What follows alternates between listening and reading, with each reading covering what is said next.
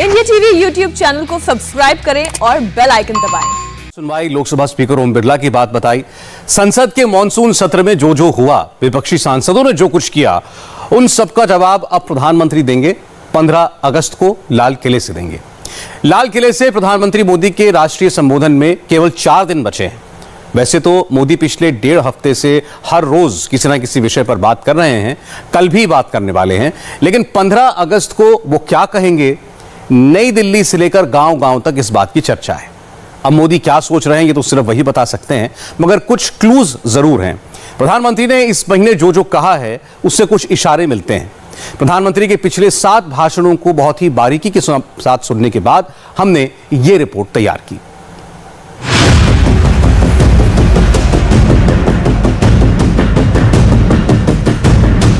15 अगस्त को लाल किले से प्रधानमंत्री नरेंद्र मोदी क्या बोलेंगे? प्रधानमंत्री का 15 अगस्त वाला भाषण अभी लिखा जा रहा है, लेकिन मोदी के भाषण की थीम डिसाइड हो चुकी है। इस बार नया टैगलाइन रखा गया है, नेशन फर्स्ट, ऑलवेज फर्स्ट। प्रधानमंत्री के शब्दों में कहें तो राष्ट्र प्रथम, सदैव प्रथम।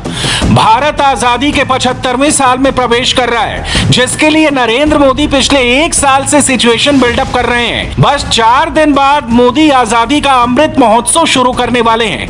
2020 की तरह इस बार भी कोरोना की वजह से 15 अगस्त का कार्यक्रम कुछ ऐसा होगा। लाल किले पर मेहमानों की संख्या सीमित होगी। बच्चों का कोई सांस्कृतिक कार्यक्रम नहीं होगा। एनसीसी कैडेट्स मोदी के प्रोग्राम का हिस्सा होंगे, मगर आम लोग टीवी पर ही सारा कार्यक्रम देख पाएंगे। पहली बार ओलंपिक में भाग लेने वाले सारे एथलीट, टोक्यो से लौटे सभी खिलाड़ी रेड फोर्ट पर प्रधानमंत्री के मेहमान होंगे। प्रधानमंत्री सभी खिलाड़ियों से मिलेंगे और उनको सम्मानित भी करेंगे। 15 अगस्त को प्रधानमंत्री क्या बोलेंगे कोई नहीं जान सकता, लेकिन इसी महीने अगस्त में प्रधानमंत्री ने क्या क्या कहा है उससे कुछ अंदाजा मिल सकता है। 2 अगस्त से लगातार मोदी का प्रोग्राम चल रहा है। 2 अगस्त गरीबों के लिए वाउचर स्कीम की शुरुआत। 3 अगस्त गुजरात के गरीब मजदूरों से डायलॉग। 5 अगस्त यूपी में अन्न योजना के लाभार्थियों से सीधी बात। 7 अगस्त मध्य प्रदेश के आम लोगों से डायरेक्ट कांटेक्ट। 9 अगस्त किसान भाइयों से प्रधानमंत्री ने किया संवाद। 10 अगस्त उज्ज्वला 2.0 योजना लॉन्च और 11 अगस्त देश के टॉप उद्योगपतियों से बिजनेस की बात। 15 अगस्त तक नरेंद्र मोदी का प्रोग्राम तय है। कल भी वो महिलाओं के सेल्फ हेल्प ग्रुप से बात करने वाले हैं। प्रधानमंत्री का बिजनेस मॉडल क्या है ये उन्होंने आज समझाया। साथियों, आज देश में वो सरकार है जो राष्ट्र हित में बड़े से बड़ा रिस्क उठाने के लिए तैयार है। आपको याद होगा, जीएसटी तो इतने सालों तक अटका ही इसलिए क्योंकि जो पहले सरकार में वो पॉलिटिकल रिस्क लेने की हिम्मत नहीं जुटा पाए। हमने ना सिर्फ जीएसटी लागू किया, बल्कि आज हम रिकॉर्ड जीएसटी कलेक्शन होते देख रहे हैं। ऐसे कितने ही उदाहरण मैं आपको गिना सकता हूं, बता सकता हूं। आज आपके सामने एक सरकार है जो हर बंदिश को दूर कर रही है, हर बाउंड्री को पुश कर रही है। आज एक सरकार है जो आपसे पूछ रही है कि भारतीय उद्योग जगत की ताकत बढ़ाने के लिए बताइए अब और क्या करना है।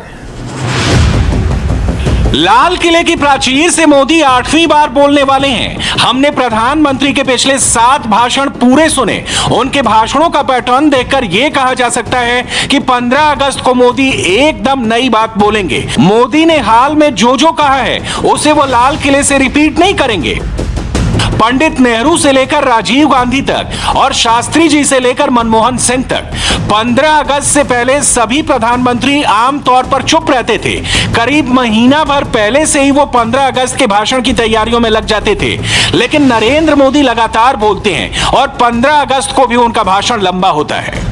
2014 65 minute, 2015 86 minute, 2016 94 minute, 2017 54 minute, 2018 82 minute, 2019 92 minute और 2020 86 मिनट। लाल किले से नरेंद्र मोदी हर बार नई हेडलाइन देते हैं जिसका किसी को अनुमान भी नहीं होता। नरेंद्र मोदी ऐसी बात बताते हैं। 2014 में मोदी ने खुले में शौच से मुक्ति का प्रोग्राम दिया। 2015 में 1 रैंक 1 पेंशन को मंजूरी का ऐलान किया।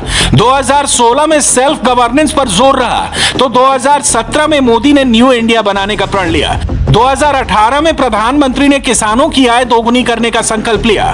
2019 में लाल किले से ही मोदी ने डायरेक्ट कैश ट्रांसफर शुरू करने का ऐलान किया और 2020 के कोरोना काल में पीएम ने अपनी वैक्सीन बनाने और देश को आत्मनिर्भर करने का संकल्प लिया। ये तो हुई पीछे की बात। नरेंद्र मोदी की नजर हमेशा आगे रहती है। साथियों, नए भारत का थॉट प्रोसेस क्या है, उसका एक उदाहरण मैं आपको देना चाहता हूं। एक समय था जब हमें लगता था कि जो कुछ भी विदेशी है वही बेहतर है। इस साइकोलॉजी का परिणाम क्या हुआ, ये आप जैसे इंडस्ट्री के दिग्गज भली भांति समझते हैं। हमारे अपने ब्रांड भी जो हमने सालों की मेहनत के बाद खड़े किए थे, उनको विदेशी नामों से ही प्रचारित किया जाता था। आज स्थिति तेजी से बदल रही है। आज देशवासियों की भावना भारत में बने प्रोडक्ट्स के साथ है। कंपनी भारतीय हो ये जरूरी नहीं, लेकिन आज हर भारतीय भारत में बने प्रोडक्ट्स को अपनाना चाहता है। यानी देश मन बना चुका है। अब उद्योग जगत को इस मन के मुताबिक अपनी नीति बनानी है, रणनीति बनानी है। 15 अगस्त को नरेंद्र मोदी इसी तरह साफे में लाल किला पर पहुंचेंगे और गार्ड ऑफ ऑनर लेने के बाद तिरंगा फहराएंगे। प्रधानमंत्री लाल किले पर जब भी आते हैं अलग अलग रंग के साफे में दिखते हैं। कभी केसरिया पगड़ी, कभी पीली पगड़ी, कभी गुलाबी तो कभी लाल और हरी पगड़ी। मोदी हर रंग, हर राज्य, हर परंपरा को तरजीह देते हैं, लेकिन फोकस हमेशा फ्यूचर पर रहता है। लाल किला से मोदी वही बातें करते हैं जिससे बड़े बदलाव की शुरुआत करना चाहते हैं। अगस्त के इसी महीने में मोदी ने गरीबों से, किसानों और मजदूरों से, ऑटो चलाने वालों से, छोटे दुकानदारों से, महिलाओं से बात करके ग्राउंड रिपोर्ट ले ली है। नरेंद्र मोदी अपने आइडिया शेयर करने और पब्लिक से आइडिया लेने में कभी नहीं पीछे रहते। इसी सिलसिले को कंटिन्यू करते हुए मोदी ने आज देश के बड़े उद्योगपतियों को संबोधित किया। प्रधानमंत्री ने हाल ही में खत्म हुए ओलंपिक का एग्जाम्पल दिया और डायरेक्ट बात की। आज भारत के युवा जब मैदान में उतरते हैं तो उनमें मन में वो हिचक नहीं होती। वो मेहनत करना चाहते हैं, वो रिस्क लेना चाहते हैं, वे नतीजे लाना चाहते हैं। Yes, we belong to this place. ये भाव आज हम अपने युवाओं में देख रहे हैं। इसी प्रकार का आत्मविश्वास आज भारत के स्टार्टअप्स में है। टेक्नोलॉजी को लेकर आज देश में जो उत्साह है वो सरकार को तेजी से रिफॉर्म्स के लिए प्रेरित करता रहा है। जो रिफॉर्म्स हमने किए हैं वो कोई आसान फैसले नहीं थे, कोई साधारण बदलाव नहीं थे। इन सारे रिफॉर्म्स की मांग दशकों से की जा रही थी। इनकी जरूरत हर कोई बता रहा था। इस बारे में बातें तो खूब होती थी, लेकिन फैसले नहीं लिए जाते थे क्योंकि ये मान लिया गया था कि ये बदलाव करना बहुत मुश्किल काम है।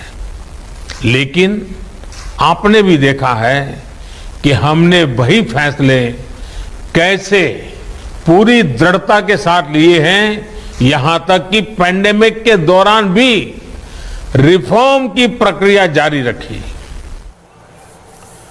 और बस 4 मिनट के ब्रेक के बाद ऐसी तबाही की तस्वीरें जिससे यूपी भी परेशान है और हिमाचल भी। नमस्ते, मैं हूं मीनाक्षी जोशी। वीडियो और खबरों से अपडेट रहने के लिए India TV YouTube channel subscribe करें, बेल आइकन दबाना ना भूलें। जुड़े रहें इंडिया टीवी के साथ।